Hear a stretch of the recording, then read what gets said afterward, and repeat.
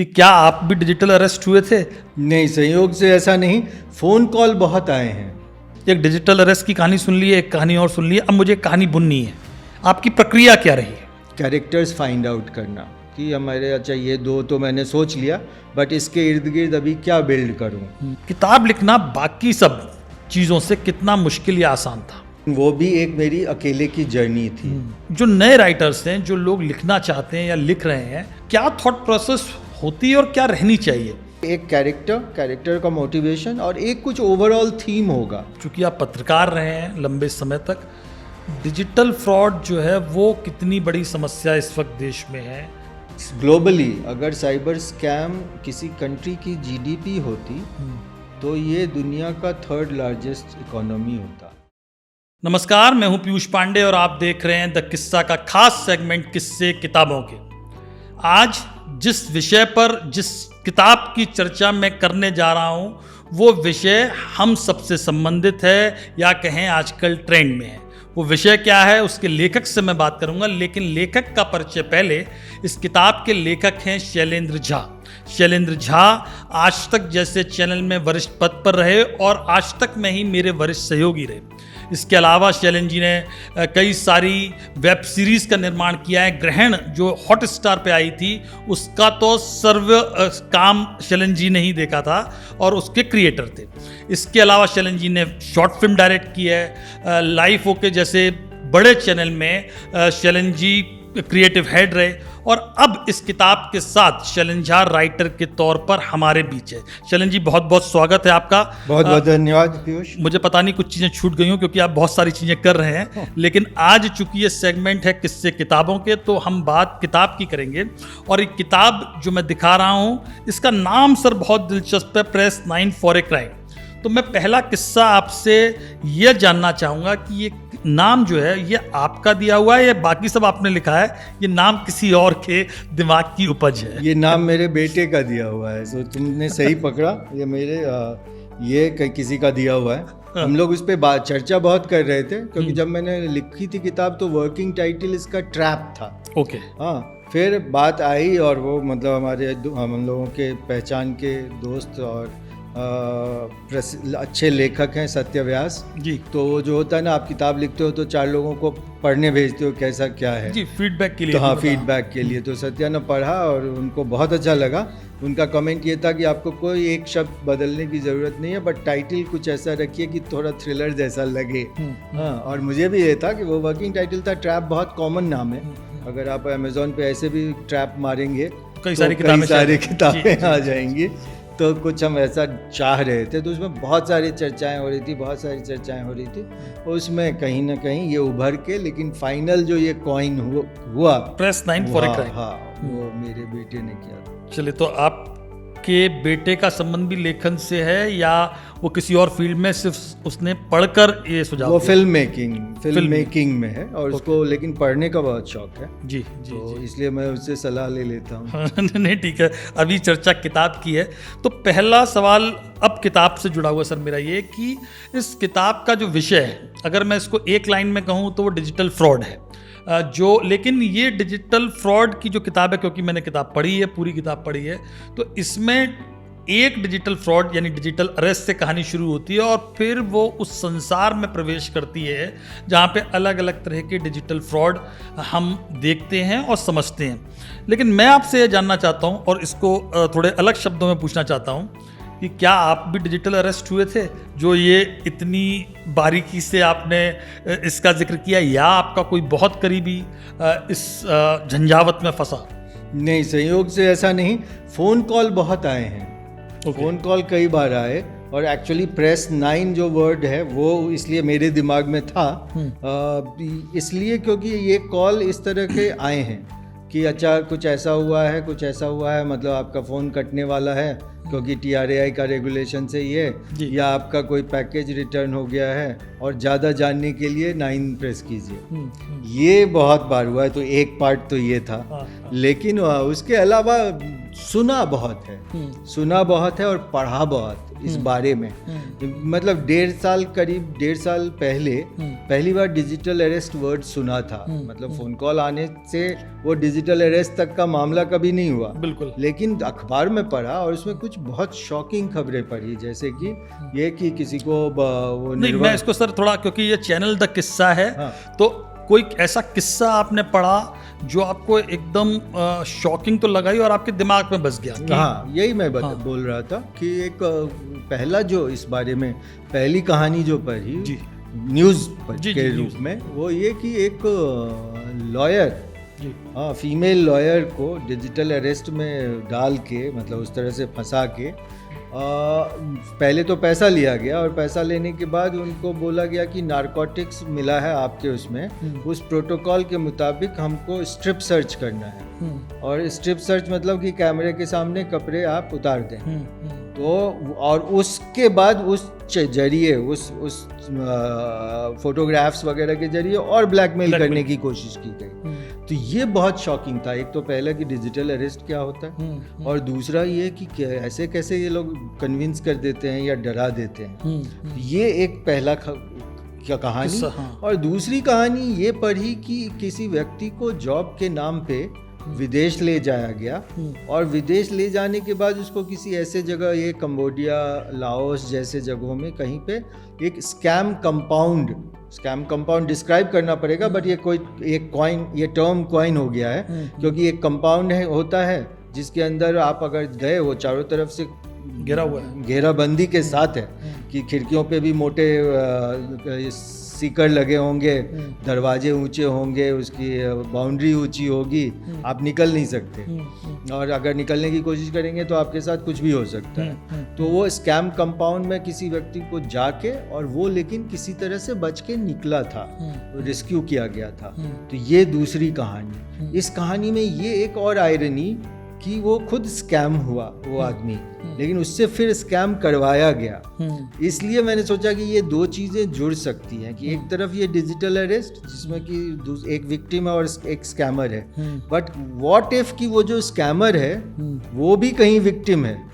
हाँ, तो ये दो चीज़ दिमाग में कहीं नहीं, आपने जिक्र किया। मैं चूंकि कहानी का खुलासा तो नहीं करना चाहता क्योंकि फिर पाठकों को पढ़ने में मज़ा नहीं आएगा, लेकिन एक किस्सा कल परसों का है, और मैं और मेरी वाइफ सुबह सुबह जब अखबार पढ़ रहे थे तो उसने ये बताया, और तब मुझे एकदम से आपकी किताब का जिक्र याद आया। वो किस्सा सिर्फ इतना सा था कि एक व्यक्ति जिसको यहाँ से ले गए, वहाँ पर कंबोडिया या वियतनाम शायद मेरे ख्याल से ले गए, और वहाँ वो उसको साइबर फ्रॉड में लगाया गया, जहाँ वो लोगों के साथ कॉल सेंटर में साइबर फ्रॉड करता था। और यहाँ एक लड़की, कोई पर्टिकुलर हैदराबाद में लड़की थी जिसके साथ वो लगातार उसको ठग रहा था। लेकिन वो भी, उसको भी पकड़ के ले गए थे बंधक बना के, या जैसे मतलब एक जो तरीका होता है। और उसके बाद वो व्यक्ति, उसको अचानक वहाँ से भागने का मौका मिल गया, कैसे भी भाग आया। लेकिन भाग कर जब वो हैदराबाद पहुँचा, या बेंगलोर पहुँचा, तो उसको सबसे आसान तरीका लगा कमाई का यही ठगी, साइबर ठगी। और उसने उसी लड़की को निशाना बनाने की कोशिश की जिसके साथ वो ठगी कर चुका था कई बार। और संयोग ऐसा रहा कि उस लड़की ने दोबारा फ़ोन मिला दिया उसको उसकी लोकेशन समझ में आ गई और वो पकड़ लिया गया। लेकिन ये इस तरह के फ्रॉड जो हैं, अब जब आपने शायद लिखनी शुरू की हो किताब, तब डिजिटल अरेस्ट एक अनकॉमन वर्ड हो, लेकिन अब डिजिटल अरेस्ट एक कॉमन वर्ड हो चुका है। लेकिन इस किताब में आपने कई सारे फ्रॉड जो हैं उनकी झलक हमको दिखा दी है। तो आपने उसकी तैयारी कैसे की? मतलब आपको लगा कि अब मुझे एक डिजिटल अरेस्ट की कहानी सुन ली है, एक कहानी और सुन ली है, अब मुझे कहानी बुननी है। आपकी प्रक्रिया क्या रही? यही कि एक बार मान लो जो ये दो इंसिडेंट्स आए सामने, उसके बाद आप उसके बारे में सोच रहे हो, तो सोचते हुए मुझे और ये एक दिन का प्रोसेस नहीं है, कई चीज़ें आई होंगी, छोड़ दी गई होंगी, बट एक तरफ दिमाग में एक ये चीज़ मेरे जब आ गई कि एक घर में एक लड़का जो उस परिवार का होप है, उसी के ऊपर सारी उम्मीदें टिकी हुई हैं, उसके साथ कोई चीज़ ऐसी हो जाए, फिर वो परिवार के साथ क्या गुजरेगी और वो क्या करेंगे, और अगर उसी परिवार में कोई दूसरा ऐसा सदस्य हो जिसके बारे में बहुत ज़्यादा उम्मीद ना हो, लेकिन वो ऐसे मौके पे कुछ कर जाए, हाँ, ये एक मोटा मोटी मेरे दिमाग में बनी। उसके बाद प्रोसेस शुरू होती है कि प्रोसेस ये क्या है कि पहला कैरेक्टर्स फाइंड आउट करना कि हमारे, अच्छा ये दो तो मैंने सोच लिया, बट इसके इर्द गिर्द अभी क्या बिल्ड करूँ। तो एक परिवार, उस परिवार में कौन सदस्य हैं, वो सदस्य किस किस तरह के हैं, ये कहाँ रहते हैं, वो दुनिया। तो एक बार जब कैरेक्टर थोड़ी बन जाती है, एक कैरेक्टर की पर्सनालिटी बन गई, उसके बाद कैरेक्टर्स के मोटिवेशंस क्या है, कि हर कैरेक्टर का एक गोल होता है, और उस गोल में, मतलब अगर मैं फिल्म बना रहा हूँ तो मैं सिंपल रखूँगा कि एक आदमी कैरेक्टर है, वो कुछ चाहता है, वो उसका गोल हुआ, और उस गोल को पाने में उसको बहुत सारी मुसीबतें आएंगी, वो उसको कैसे पार करेगा। बेसिकली बोलते हैं कि स्टोरी इज कॉन्फ्लिक्ट ना, या एक्शन इज कॉन्फ्लिक्ट, है ना। तो इस केस में, ऐसे केस में अगर मेरे पास 4 भी कैरेक्टर हैं सबके साथ, या 10 कैरेक्टर हैं सबके साथ, न्याय तब होता है जब सबका अपना कुछ हो, उसमें मोटिवेशन, सबकी एक जर्नी हो, हर कोई अपनी कहानी में हीरो हो, है ना। वो एक बेसिक प्रिंसिपल है। तो एक बार जब वहाँ तक पहुँच गए ना पीयूष, कि मुझे हर कैरेक्टर का मोटिवेशन समझ में आ जाए और कैरेक्टर की पर्सनैलिटी बन गई, उसके बाद इससे ज़्यादा प्लॉटिंग नहीं करता मैं। इतना जब हो गया तो उसके बाद प्लॉट को अपने आप वो कैरेक्टर्स के हवाले चला जाता है, कि अब कैरेक्टर्स आपके साथ उस कहानी को आगे बढ़ाने लगते हैं। फिर ठीक है, कहाँ जाएगा, क्या होगा, कैसे उसको आप थोड़ी एडिट कर लें, इधर से उधर मांझ दें, बट ये मेरा प्रोसेस। लेकिन ये एक डिजिटल फ्रॉड केंद्रित, जिसको हम कह सकते हैं, सब्जेक्ट केंद्र है, हालांकि इसमें कई सारे और उसकी परतें भी हैं, लेकिन ये इसको हम अगर कहें तो क्राइम फिक्शन है ये किताब। एक बार फिर से दिखा दूं दर्शकों को, पाठकों को, मतलब कि भाई ये क्या है cover page, press 9 for crime. तो ये क्राइम फिक्शन है, लेकिन आपका अगर हम याद करें, जिसका जिक्र मैंने पहले किया, ग्रहण वेब सीरीज़, वो बहुत ही इमोशनल, संवेदनशील, उस तरह की, मतलब एक कथा। आपने एक शॉर्ट फिल्म बनाई थी, उसका नाम मैं भी भूल रहा हूँ, तुम्हारे बिना, वो भी बहुत संवेदनशील, एक अलग तरह की कहानी थी, लास्ट में एक शौक लगता है उसमें।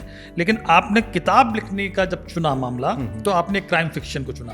तो इसकी वजह एक सोची समझी तरीके से था कि क्योंकि आजकल कहा जा रहा है कि क्राइम में लोगों की दिलचस्पी अधिक है, या आपको लगा कि एक कहानी मुझे मिल गई है, मैं इसको कहूँ? नहीं, अगर आप ये देखेंगे कि ये भी एक तरह से एक परिवार की इमोशनल स्टोरी है। ग्रहण में भी क्राइम था, ग्रहण में भी एक इन्वेस्टिगेशन भी था, इन्वेस्टिगेशन था, पास्ट में एक कुछ बहुत बड़ा क्राइम हुआ था। लेकिन उसमें ये भी कह सकते हैं कि शायद वहां पर आपने किताब चुनी थी, पिक करी थी, क्योंकि वो किताब एक दूसरे राइटर की थी। यहाँ लेकिन आपको तो मैं वो कह रहा हूँ कि मेरा, अगर वो एक ये ऐसा सोच के नहीं कि क्राइम ये है, लेकिन हाँ, एक कहीं ना कहीं एक स्टोरी, एक आइडिया जो आया, उसमें अपने आप क्राइम निहित है। लेकिन उसके साथ जो मैं, चूंकि शायद इसलिए मैं ये इसलिए क्लैरिफाई करने की कोशिश कर रहा हूँ कि शायद वो मेरे लिए ज़्यादा नेचुरली आता है, कि जो एक परिवार की कहानी, और उसमें अगर कोई ऐसी घटना हो, पारिवारिक कहानी में भी कुछ ऐसा होना ही होगा जिसके कारण आपकी कहानी आगे बढ़ती है। इस केस में वो एक क्राइम है। तो परिवार की कहानी और वो कैरेक्टर्स की कहानी मेरे लिए बहुत इम्पोर्टेंट है, क्योंकि मैं जो बिलीव करता हूँ वो मैं आपको शेयर करता हूँ आपसे, कि मुझे लगता है कि अपने आप में वो चाहे थ्रिलर ही क्यों ना हो, बहुत तरह के थ्रिलर होते हैं, बहुत तरह की एक्शन फिल्म होती है, लेकिन अगर उनके कैरेक्टर्स को लेकर आप केयर नहीं करें, अगर आप उनके कैरेक्टर्स के साथ जुड़े नहीं, तो फिर वो मामूली रह जाती है। लेकिन अगर आप कैरेक्टर की परवाह करते हैं, तो आप उनके साथ क्या होने वाला है उस प्रश्न को जानने के लिए इतने बेचैन रहेंगे, जितना आप कैरेक्टर को बिल्कुल को लाइक करेंगे, उतना ही आपकी बेचैनी बढ़ेगी। तो इसलिए वो पार्ट मेरे लिए बहुत ज़रूरी है। ओके।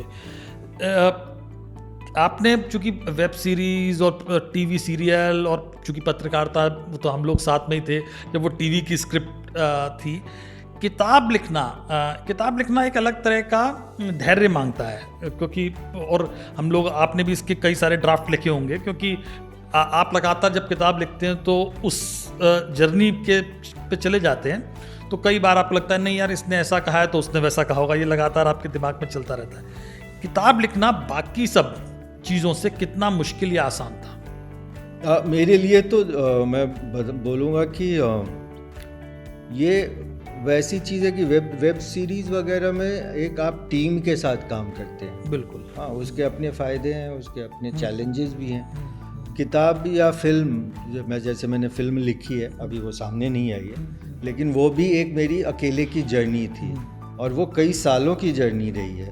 तो इसलिए धैर्य का शायद मुझे उतना प्रॉब्लम नहीं है, मज़ा आते रहना चाहिए। हाँ, कभी कभी बीच में ऑब्वियसली होता है कि आप कहीं फंस गए या कुछ अभी लग गया कि अब इसके आगे क्या करूँ, तो वो फ्रस्ट्रेशन भी होता है। आपने खुद ही किताब लिखी है, आपको पता ही होगा। लेकिन वो ये कि हाँ ठीक है, रोज़ थोड़ा थोड़ा लिखेंगे और एक स्टेज आता है हर चीज़ में, मतलब वो छोटी कहानी हो या बड़ी कहानी हो, जबकि आपको उसमें मज़ा आने लगता है। जैसे मैंने कहा कि अगर कैरेक्टर्स बोलना शुरू कर दे, कैरेक्टर्स आपको बताना शुरू कर दे, कई बार तो नींद में भी कुछ नए आइडिया आ जाते हैं, राइट? बहुत आते हैं, वो बहुत हमेशा होता है। तो वैसे वो एक फेज़ आता है जबकि बहुत मज़ा आता है आपको। ये बेसिकली हम जैसे लोग कहानी क्यों कहना चाहते हैं, क्योंकि कहानी के जरिए आप कई ऐसी चीज़ें शायद ऐसे भी जीते हैं जो आप नॉर्मली नहीं जी सकते।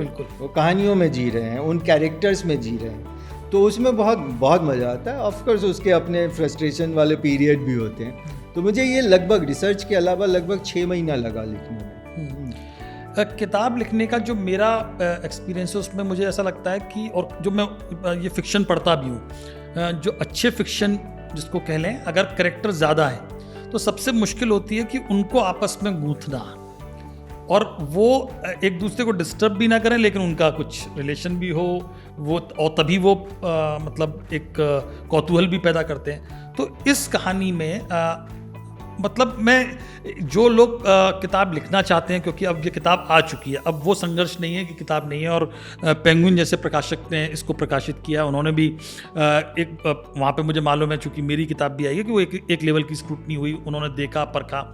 तो जो नए राइटर्स हैं, जो लोग लिखना चाहते हैं या लिख रहे हैं, इन सारे किरदारों को जब आपस में जोड़ते हैं तो क्या थॉट प्रोसेस होती है और क्या रहनी चाहिए? क्योंकि हम कई बार करते हैं कि बहुत ज़्यादा किरदार फैला देते हैं, कई बार ऐसा होता है कि बहुत कम किरदार है तो दर्शक वो 3-4 किरदार है और उसको कई बार समझ भी लेता है, भांप लेता है कि यार इसका कैरेक्टर ऐसा है। लेकिन इसमें एक, अगर मैं कहूँ कि ये सबसे जो मैं कॉम्प्लीमेंट भी देना चाहूँ कि ना तो ज़्यादा है ना कम है, और वो सब आपस में गुत्थे हुए हैं। और एक आध दो जगह तो ऐसा एकदम शॉकिंग मूवमेंट आता है लास्ट की तरफ, जब लगता है अरे आप सोच रहे थे कि ये कुछ और करेगा, लेकिन वो मतलब कुछ और निकलता है। तो ये इसके बारे में कुछ आप अगर बताएं। मैं भी 2-3 एग्जाम्पल दूंगा कि जैसे मैं मेरे प्रिंसिपल्स क्या हैं उन चीज़ों में। ऐसा कोई हार्ड एंड फास्ट रूल तो नहीं है, पर जैसे कि एक एग्जाम्पल ये है कि मान लीजिए इसमें एक डिजिटल अरेस्ट की कहानी एक तरह से अलग है और एक ये जॉब स्कैम वाली कहानी अलग है। बाद में जाके वो जो जिस पे भी एक पे फोकस होता है, लेकिन वो एक जो दूसरा है जो डिजिटल अरेस्ट वाला है, उस कैरेक्टर का प्रोफेशन मैंने जर्नलिस्ट ही क्यों चुना? उसका वो कोई भी हो सकता था। मैंने जर्नलिस्ट उसको सिर्फ इसलिए चुना कि उस जरिए उसके कारण मुझे एक लगा कि ये कहानी इस कहानी से जुड़ सकती है। तो कई बार आप ये थोड़ा लॉजिस्टिक चीज़ें भी करते हैं, सोचते हैं। हाँ, दूसरा कि एक यूनिटी ऑफ स्पेस, कि मतलब एक परिवार है, कुछ भी होगा सबकी अपनी अपनी जर्नी है, लेकिन इमोशनली तो कनेक्टेड ही है ना। दूसरे तरफ वो स्कैम कंपाउंड में होगा तो वहाँ पे भी एक स्पेस में है। अगर मैं स्पेस बहुत सारे अलग कर दूँ, सब अपने अपने जोन में भरे जा रहे हैं, तो अलग हो जाएगा। ये इस तरह की चीज़। और मेरे लिए जैसे मैंने कहा ना कि एक कैरेक्टर का मोटिवेशन और एक कुछ ओवरऑल थीम होगा। मान लीजिए वो लव वर्सेस सैक्रिफाइस हो सकता है, वो फैमिली बॉन्डिंग हो सकती है, वो स्कैम हो सकता है, बट एक कोई थीम होगा। तो कैरेक्टर के बाद थीम अगर आपका डिसाइडेड है थोड़ा, तो मेरे लिए वो भी एक गार्ड रेल की तरह कि मतलब रोड के दोनों तरफ वो बना हुआ है, तो मुझे बहुत ज़्यादा भटकने नहीं देगा। तो ये 2-3 चीज़ें मुझे लगता है। लेकिन इसमें चूंकि आपने जिक्र कर ही दिया, तो आपने जो डिजिटल अरेस्ट जिस किरदार के साथ दिखाया उसे आपने जर्नलिस्ट दिखा दिया, तो आपको एक पल को ये नहीं लगा कि ये शायद दर्शकों को, पाठकों को थोड़ा सा लगे उनको कि एक जर्नलिस्ट का डिजिटल अरेस्ट होना, क्योंकि वो लगातार उस न्यूज़ के बीच में रहता है। हम जो डिजिटल अरेस्ट के सारे केस देख रहे हैं उसमें से बहुत सारे केस ऐसे हैं 80% जो लोग शायद अखबार पढ़ते ही नहीं है, क्योंकि उनको पता ही नहीं था। 2-3 केस तो मैंने बिल्कुल जिनके साथ कई करोड़ रुपए फ्रॉड हो गया, लेकिन उनको डिजिटल अरेस्ट पता ही नहीं था। लेकिन आपने मतलब, और ये बात आपने बहुत सोच समझकर उसको पत्रकार बिल्कुल मुझे एक फीडबैक भी मिला, ये जो आप क्वेश्चन कर रहे हैं, तो क्या ये संभव नहीं था? ये मतलब मैं ऐसे ही पूछ रहा हूँ, ये तो चूंकि अब चर्चा हम कर रहे हैं कि जैसे इसको अगर हम इस किरदार को वकील या ऐसा जो हेल्प तो कर सकता है, लेकिन शायद उतना सजग नहीं है खबरों को लेकर। श्योर, क्या बिल्कुल अब आपने सोचा बाद में या नहीं? लेकिन मेरे रिसर्च में मैंने ये देखा कि कोई अछूता नहीं है। मतलब वो कंपनी के सीईओ, वो चार्टर्ड अकाउंटेंट, हाँ, वो बिजनेसमैन हो, और पत्रकार भी शिकार हुए हैं। ऐसा नहीं है। अच्छा, ये आपके पास रिसर्च? मेरे पास रिसर्च है और था। मैंने जब ये देख लिया तो मुझे लगा कि सबसे डायरेक्टली, क्योंकि वही जो आप कह रहे हो कि पत्रकार अवेयर होता है, पत्रकार का कुछ कनेक्शन भी होता है, और अगर वो पत्रकार खुद भुक्तभोगी है और किसी तरह से, और मैंने उस पत्रकार से कुछ काम लिया है, वो आप किताब में जो पढ़ेंगे तो देखेंगे कि कैसे वो इस कहानी में यूज होता है। बिल्कुल। अगर वो वकील होता या कोई और चीज़ होता या पुलिस वाला होता तो भी कुछ सवाल उठते हैं, लेकिन तब फिर वो कुछ और कहानी का तरीका होता। तो मैंने इस बात सोच के मुझे नहीं कोई दिक्कत लगी। अब सर, जो अलग अलग मीडियम में आपने काम किया है और उसकी राइटिंग प्रोसेस को आपने बहुत करीब से देखा, या तो आप उसका हिस्सा रहे या बिल्कुल देखा ही आपने, तो आप उस पर क्या कहना चाहेंगे कि जब टीवी की राइटिंग हम कर रहे हैं, आपने फिल्म भी लिखी है, भले ही अभी आई नहीं है, लेकिन आपको पूरा उसका प्रोसेस मालूम है, तो ये सारी चीज़ें जो हैं, फिल्म की राइटिंग, टीवी या वेब सीरीज़ की राइटिंग और अब किताब की राइटिंग, इन तीनों में आपको क्या मेन अंतर लगा, और क्या जो लोग बडिंग राइटर्स हैं उनको क्या समझना चाहिए? क्योंकि सबको लगता है कि हर किताब लेखक को लगता है कि वो फिल्म लिख सकता है, और हर फिल्म लेखक को भी लगता है कि किताब लिखने में कुछ नहीं है, लेकिन ऐसा है नहीं मेरे ख्याल से।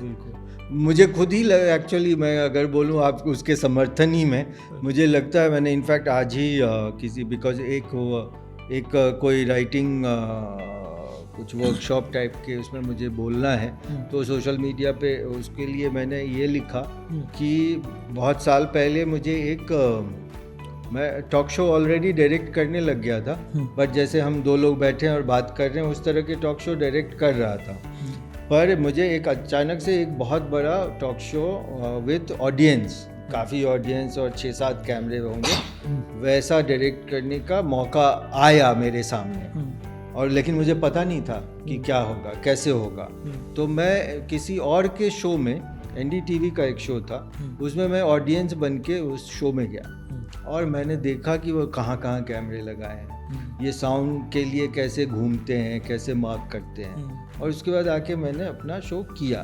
तो मेरा कहना, ये मैं कहानी इसलिए सुना रहा हूँ कि मुझे लगता है कि एक बार प्रोसेस समझ में आ जाए ना, तो मैं कुछ भी कर सकता हूँ, और वैसे ही बहुत लोगों के साथ होगा। ये तो अलग, जैसे आपने मीडियम की बात की कि हमने वो 120 सेकेंड वाली, ये भी, लेकिन वहाँ पे भी बात यही होती थी कि कहानी क्या है, स्टोरी क्या है तुम्हारे न्यूज़ में।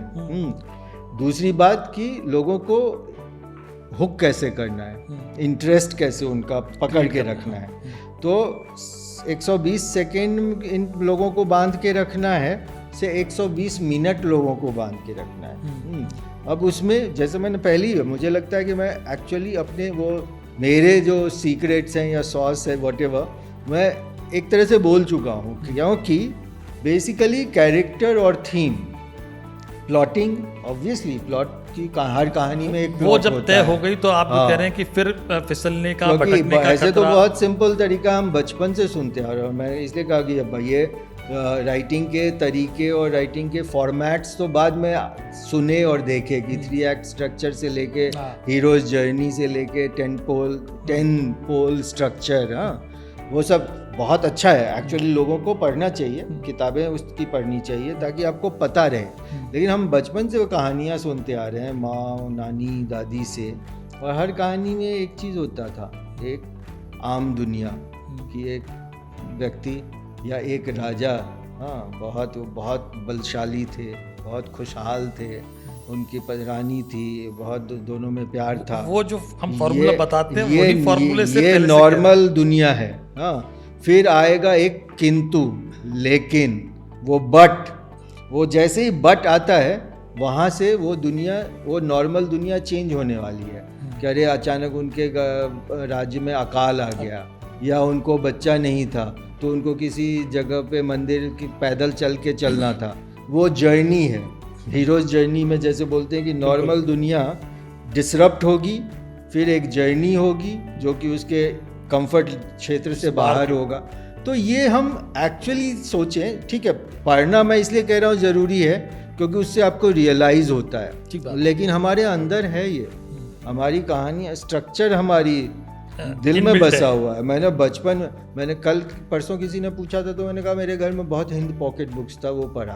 पर फिर मुझे बाद में याद आया कि चंपक नंदन वगैरह पढ़ने के साथ मैंने जो सबसे पहले जो 2 किताब पढ़े वो थे रामायण और महाभारत। तो हम तो बड़े ही हुए हैं। और रामायण और महाभारत तो कहते ही हैं कि स्क्रिप्ट राइटिंग की बिल्कुल सबसे टॉप बुक है। अगर उसको पढ़ लिया तो वहाँ सारे फॉर्मूले। लेकिन इस किताब को पढ़ते हुए आपको ये भी लगता है कि इसमें एक विजुअल अपील साथ साथ चलती है। कैरेक्टर, आप जैसे आप फिल्म देखते हैं वैसे इस किताब को पढ़ते हैं। कई किताबों में ऐसा होता है, कई किताबों में नहीं होता। तो अब मुझे नहीं पता कि कई राइटर क्या मतलब जानबूझकर ऐसा कर पाते हैं या अनायास होता है, ये एक अलग प्रोसेस है।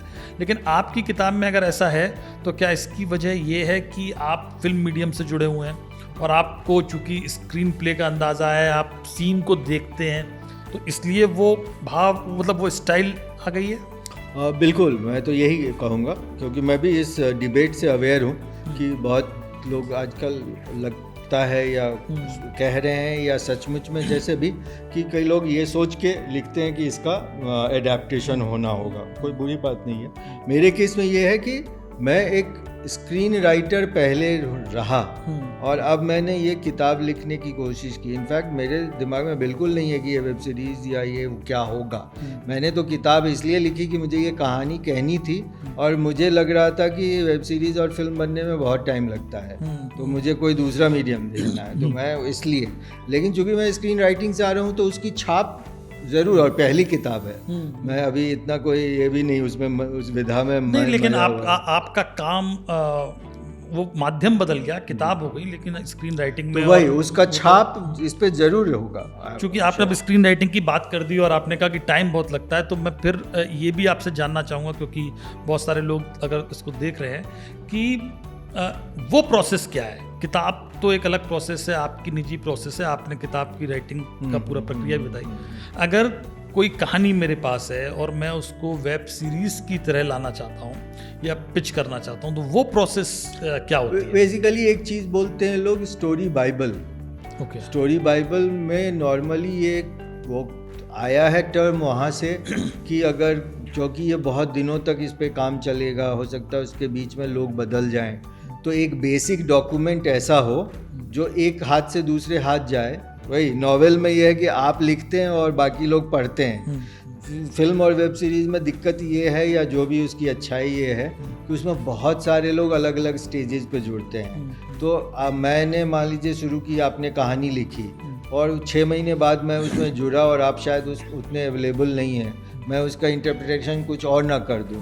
तो स्टोरी बाइबल उस टर्म से आया कि उसमें ऐसी चीज़ें हों कि वो जो भी पढ़े उसको उसके बारे में सब दुनिया, कैरेक्टर सब क्लियर हो जाए। तो इसी तरह से कि वो कहानी का 1 लाइन क्या है, कहानी का सिनॉप्सिस क्या है, उसके कैरेक्टर्स क्या हैं, कैरेक्टर की जर्नी क्या है, उसको कहाँ सेट है, उसकी दुनिया क्या है, ये एक बेसिक। एंड देन एपिसोड, अगर वेब सीरीज़ है तो उसके एपिसोड में मुख्य बातें क्या हैं, ये स्टोरी बाइबल है। तो कम से कम इतना तो एक किसी अच्छे, मतलब ऑफ कोर्स अच्छे ढंग से, प्रेजेंटेबल ढंग से, इतना तो कम से कम आपके पास होना चाहिए। हाँ, इवन अगर आप किताब ले जा रहे हैं तो भी उसको एडेप्टेशन में उस पर क्या होगा और उसके ये नोट्स वो होने चाहिए। उसके अलावा आजकल लोग चाहते हैं बहुत जगहों पे कि एक एपिसोड कम से कम लिखा हो। ओके, पर ये कितना मुश्किल है अगर आप फिल्म इंडस्ट्री से बाहर के व्यक्ति हैं। आपने किताब लिखी है, ये ठीक है कि किताब लिखी है, आपकी किताब हो सकता है चर्चित भी हुई हो,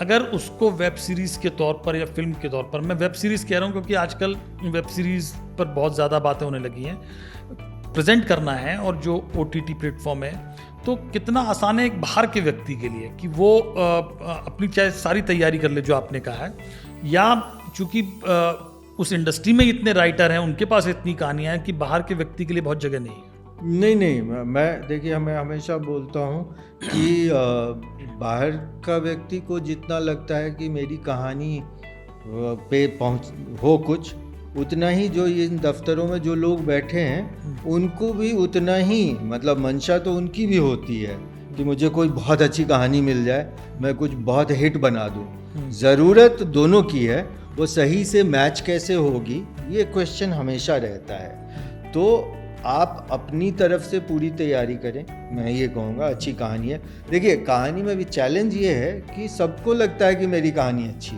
है ना, और कहानी ऐसी चीज़ है जो बहुत सब्जेक्टिव है, तो वो किसी के नज़र में बहुत अच्छी हो सकती है, दूसरे की नहीं हो। तो अगर आपकी सचमुच में अच्छी कहानी है तो ये मैं कहूँगा कि वो डिसअपॉइंट या फ्रस्ट्रेट होने की बात नहीं है, क्योंकि अच्छी कहानी की ज़रूरत तो सभी को होती है। अब यह है कि वहाँ तक कैसे पहुँचे, और वो प्रोफेशनल तरीके, आपको वो प्रोफेशनल तरीका समझना होगा। जैसे यही बाइबल है, या ये है कि कई बार लोग पूरी कहानी लिख लेते हैं। मैं तो वहाँ पे भी रहा हूँ कि जहाँ लेट्स से कि कमिश्निंग हेड के तौर पे सीरियल्स के लिए, कि जो जहाँ लोग आके कहानी सुनाते थे, और वो पुराना एक तरीका है कि आप कहानी सुनाए कि अरे वो हेलीकॉप्टर उड़ रहा था और वहाँ पे ये वहाँ से गोलियाँ चलनी शुरू हो गई। आप रोक के पूछें भी कि कहानी का वन लाइन क्या है, लॉग लाइन क्या है, तो हो सकता है कि वो आदमी वो उसके लिए रेडी नहीं है। तो मान लो जब खास करके आप ये स्टूडियोज़ को, प्लेटफॉर्म्स को, प्रोड्यूसर को पिच करते हैं, तो आपका वन लाइन रेडी होना चाहिए, और वन लाइन ऐसा हो कि वो आदमी का थोड़ा सा कान खड़ा कर दे, है ना। मैं मान लीजिए एक दो एग्जाम्पल लेते हैं कि पश्चिम दिल्ली की एक लड़की शादी अचानक टूट जाने के बाद अकेले हनीमून जाने का डिसाइड करती है, और उस हनीमून के दौरान वो अपने आप को पाती है। ठीक है, आपने गेस कर लिया होगा कौन सी फिल्म है। इस तरह से कि वो अलग कैसे है। मैं अगर आपको ऐसे ही एक बोल दूं कि एक आदमी अपने हत्यारे को ढूंढ रहा है, आप अचानक चौंक जाओगे कि हत्यारे को कैसे ढूंढ रहा है भाई। तो ऐसी आप, एक तो वो कि भीड़ बहुत है भाई, भीड़ बहुत है, एक कमरे में 100 लोग हैं मान लीजिए, उस 100 में आप अलग कैसे दिख रहे हो। तो पहला तो वहाँ से स्टार्ट है चैलेंज। फिर उसका और कि उसका प्रेजेंटेशन कैसा है, वो कहानी सच में कैसी है। और मैं इस पे बहुत देर तक बात कर सकता हूँ, उतना ये नहीं है, क्योंकि उसके बहुत अलग चीज़ है कि आप मान लो कि आपने अच्छी नॉवेल लिखी है, अब आप अगर चाहते हो उसका स्क्रीन अडेप्टेशन, तो आपको ये समझ में भी आना चाहिए कि जो दूसरे साइड बैठा व्यक्ति हैं वो क्या ढूंढ रहे हैं। हो सकता है कि आपका नॉवेल बहुत अच्छा हो, लेकिन वो स्क्रीन एडेप्टेशन के लिए उपयुक्त ना हो, हाँ, या बहुत अच्छा है लेकिन वो फिल्म के लिए ठीक हो, वेब सीरीज के लिए ठीक नहीं हो। सबके अपने अपने नुआंसेज हैं, तो उनकी क्या ज़रूरतें हैं, वो आप ऐसा क्या बोलोगे। सबको बेचना पड़ता है भाई, है ना, हर चीज़ ये। तो आप क्या बेच रहे हो। बीच में आपने जिक्र किया कि मान लो बहुत चर्चित किताब है, मान लो आपका किताब किसी के बेस्ट सेलर लिस्ट में है, तो आप फिर वो यूज़ करोगे कि ये आपके किताब के बारे में किसी बहुत बड़े आदमी ने या 4-5 लोगों ने कहीं लिखा है, आप वो यूज़ करोगे कि मेरी कहानी के लिए ये जो यूएसपी हो सकती है। बिल्कुल, वो यूएसपी ढूंढिए, वन लाइन, एक कड़कदार वन लाइन बनाइए, और फिर एक छोटा ही सा शुरुआत में पूरा सब कुछ मत भेजिए, शुरुआत में 2 पेज। हमारी इंडस्ट्री में एक प्रॉब्लम है कि लोग किताब पढ़ने से ज़्यादा किताब देखना चाहते हैं स्क्रीन पे, तो पढ़ने का बहुत कम लोगों को आदत है, तो इसलिए आप उनको कम से कम में ज़्यादा से ज़्यादा उनको कन्विंस कर दीजिए। एक सवाल सर, अब चूंकि आप पत्रकार रहे हैं लंबे समय तक, डिजिटल फ्रॉड जो है वो कितनी बड़ी समस्या इस वक्त देश में है? आपने चूंकि रिसर्च भी की इस किताब के लिए, आपको क्या लगता है कि लोग इतने पढ़े लिखे लोग, जो पत्रकार आप कह रहे हैं, वकील आप कह रहे हैं, बहुत सारे पढ़े लिखे लोग, वो भी फंस रहे हैं और करोड़ों रुपया अपना गंवा दे रहे हैं, तो इसकी वजह क्या है और इसको रोकने का आपको क्या तरीका समझ में आया? पहला तो कितना बड़ा है, तो 2025 के पहले 5 महीने में भारत में हर साल हर महीने 10,000 करोड़ से ज़्यादा का स्कैम हुआ है। मतलब आप समझ लीजिए 5 महीने में करीब 10,000 प्लस का स्कैम हुआ है। अगर ग्लोबली अगर साइबर स्कैम किसी कंट्री की जीडीपी होती तो ये दुनिया का 3rd लार्जेस्ट इकोनॉमी होता, यूएस और चाइना के बाद। इतना इस साल एक्सपेक्टेड है कि $10.5 ट्रिलियन स्कैम्स में जाएंगे, है ना। तो आप समझ लीजिए कि कितना बड़ा ये मसला है पूरे दुनिया में। अब सवाल उठता है कि क्यों?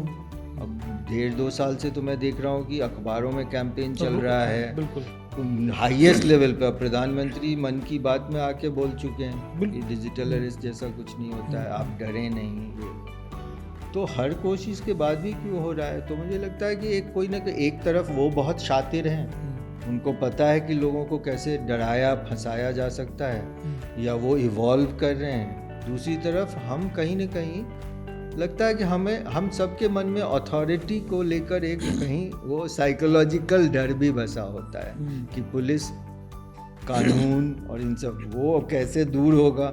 ये तो शायद अवेयर नहीं है उतना लोग, अवेयर नहीं। हाँ, अवेयरनेस पे आ रहा हूँ मैं, बट क्यों? तो मुझे लगता है वो तो एक फियर साइकोसिस ही है जिसको वो एक्सप्लॉइट करते हैं। हाँ, वो आपको डायरेक्टली करें या आपके पास्ट का किसी वजह से कर रहे हैं, या आपके रिलेटिव्स और बच्चों के नाम पे कर लें, बहुत वो भी अलग अलग तरीके अपनाते हैं। तो वो है अवेयरनेस। मैं वही कह रहा था कि इतने तो कोशिशें चल ही रही हैं। हाल फिलहाल में वो फिकी फ्रेम्स की का जब चल रहा था, उसमें फडणवीस साहब मुख्यमंत्री महाराष्ट्र के, उन्होंने कहा कि इस पे फिल्में बननी चाहिए इस सब्जेक्ट पे। मेरा मानना ये है, जैसे इस किताब की भी उपयोगिता क्या हो सकती है, तो कहानियों के जरिए बातें ज़्यादा याद रहती हैं। बिल्कुल, एक तरीका ये भी हो सकता है कि जितनी ज़्यादा आप इस पे किताब या फिल्में ये वो व्हाटएवर, शायद उससे, क्योंकि हम एडवर्टीजमेंट तो देख रहे हैं, एक टाइम में फ़ोन पे भी वो चलता था। मैंने तो ये देखा कंबोडिया, अगर इंडियन एम्बेसी ऑफ कंबोडिया का इंडियन एम्बेसी का वेबसाइट खोलते तो एटलीस्ट जिस टाइम में मैं लिख रहा था उस टाइम में उसमें फर्स्ट तो नोटिस यही था कि इस तरह के जॉब के फ्रॉड में मत फंसे।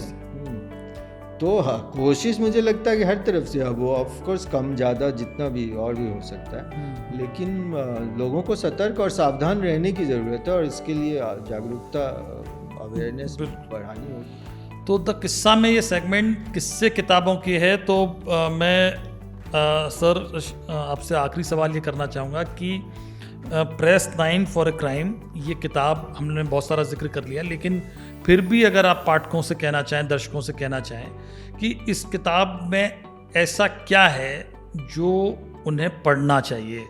एक तो होता है कहानी की, इंटरटेनिंग कहानी होती है, वो तो उसकी ज़रूरत है, क्योंकि अगर इंटरटेनिंग नहीं होगी तो वैसे ही नहीं पड़ेगा। लेकिन क्यों आपको लगता है कि ये आज दर्शकों को खरीद कर पढ़नी चाहिए?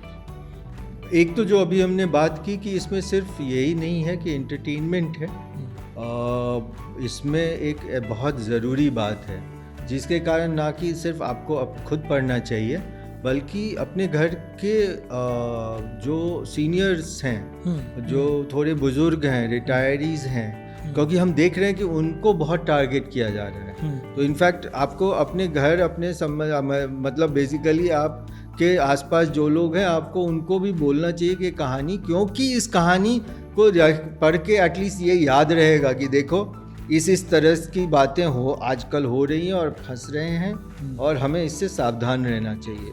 उसके अलावा वो इंटरटेनमेंट वाली बात पे मैं वापस जाऊंगा कि आप उसके लिए, क्योंकि इस कहानी में एक्शन भी है, ड्रामा भी है, इमोशन भी है और थ्रिलर भी है, तो इसलिए भरपूर मजा है। इसलिए ज़रूर पढ़ें प्रेस 9 फॉर ए क्राइम।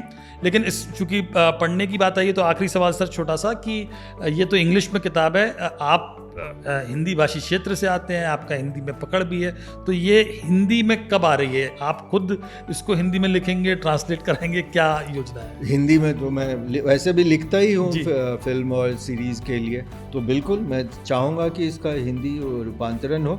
अभी मैं एक बात बता दूँ कि अभी पहले मैंने इसको इंग्लिश में लिखने का डिसाइड क्यों किया, तो चूँकि वो ये कहानी दिल्ली से स्टार्ट होके कंबोडिया जाती है और उसमें कुछ कैरेक्टर्स बाहरी हैं, हाँ चाइनीज़ हैं, ये तो मुझे लगा कि कहीं एक कॉमन लैंग्वेज की ज़रूरत है, अदरवाइज सबसे हिंदी बुलवाना पड़ेगा, तो मुझे लगा कि इंग्लिश में ये इसके लिए ये बेहतर है। आपने किरदारों के लिए लेकिन इसका अब हिंदी संस्करण वो मुझे लगता है क्योंकि सब्जेक्ट विषय ऐसा है और जिस तरह से ठगी का जाल देख रहे हैं हम, जागरूकता के लिहाज से भी इसको हिंदी में आना चाहिए।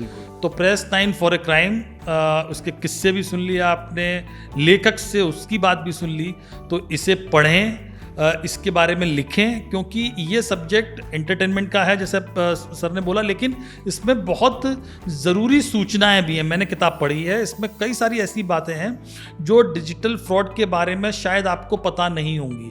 कई सारी ऐसी परतें हैं कहानी की शक्ल में, अलग अलग लेवल पर आती हैं, जब आपको लगता है कि ऐसा भी होता है। और एक किस्सा तो जो इस किताब में है, जो कि मैं इस किताब को 1-1.5 महीने पहले पढ़ चुका था, जो मैं कल परसों 2-3 दिन पहले उसको देख रहा था, यानी ये लगातार चीज़ें घटित हो रही हैं। तो एक बार फिर प्रेस 9 फॉर ए क्राइम, इसे पढ़ें। सर आप द किस्सा के स्टूडियो में आए, बहुत बहुत धन्यवाद। आपको बहुत बहुत शुक्रिया कि आपने टाइम निकाल के इतना थैंक यू पढ़ा और इंटरव्यू किया इसका। Thank you sir, thank you.